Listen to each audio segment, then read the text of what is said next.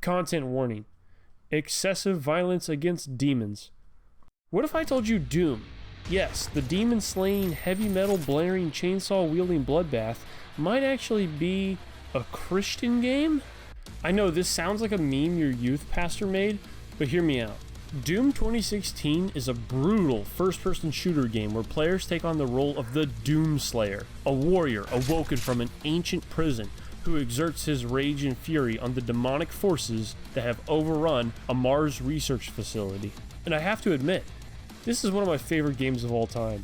It may look like pure chaos and carnage, and it is, but the Doom series is also packed with deeper symbolic and religious themes.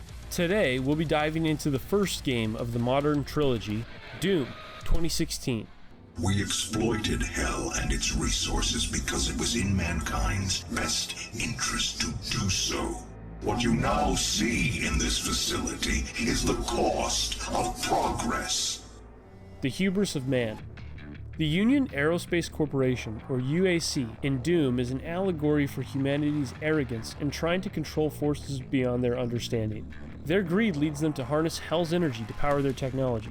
Because obviously, nothing says safe renewable energy like tapping into a literal abyss. What could go wrong? Spoiler alert, everything. Everything goes wrong. I can't help but be reminded of the Tower of Babel. In Genesis 11, humans attempt to build a tower to the heavens, not to worship God, but to become gods themselves, out of pride.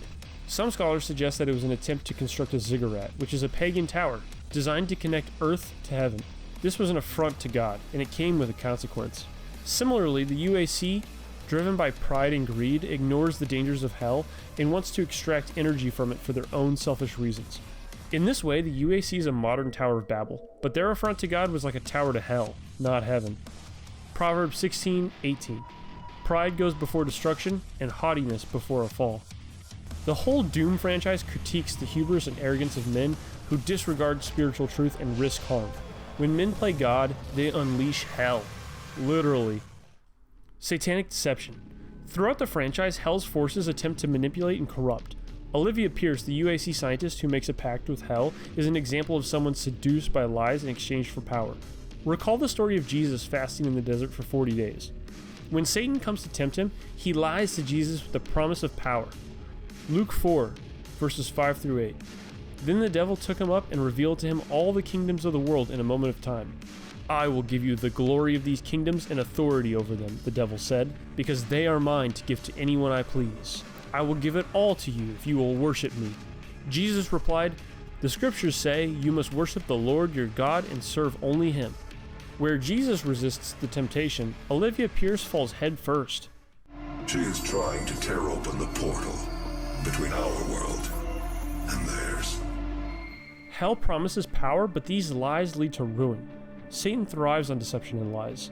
Hell's influence in Doom mirrors this biblical depiction of Satan's deceitfulness. They promised me so much.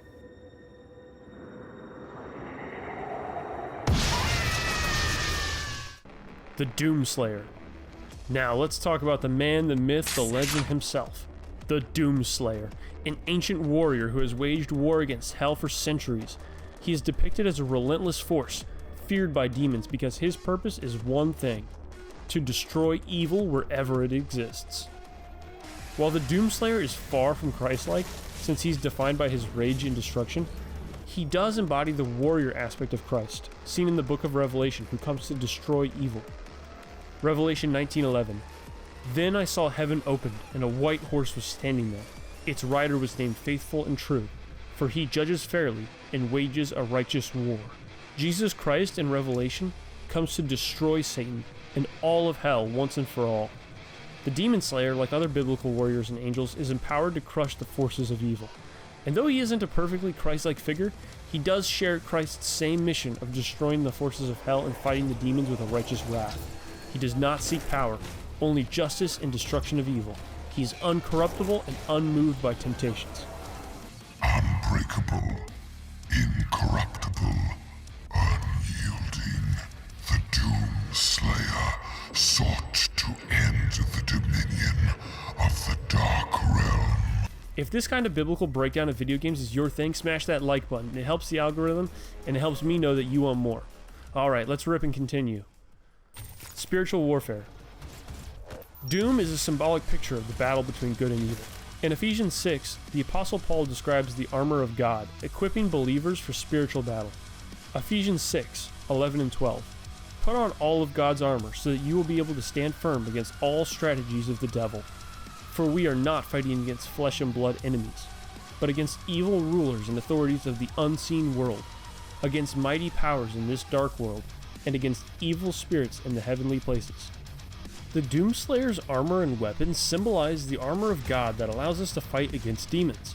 His helmet is like the helmet of salvation. The crucible is like the sword of the Spirit.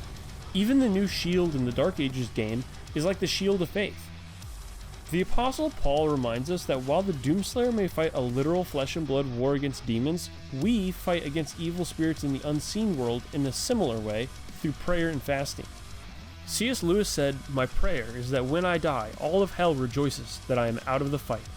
If you'd like more information on how Christians can learn lessons from Doom, I recommend checking out Pixel PADRE's video on Doom the Dark Ages, or CROSSPLAY Gaming's videos about the Doom lore. I got a lot of great information from them. Drop a like if you learned something from this video, and leave a comment letting me know what you think. And which video game should I cover next? Doom Eternal? If you'd like to hear Christian analyses and breakdowns of entertainment, media, and other video games, be sure to subscribe to this channel so you won't miss the next video. Thanks for watching.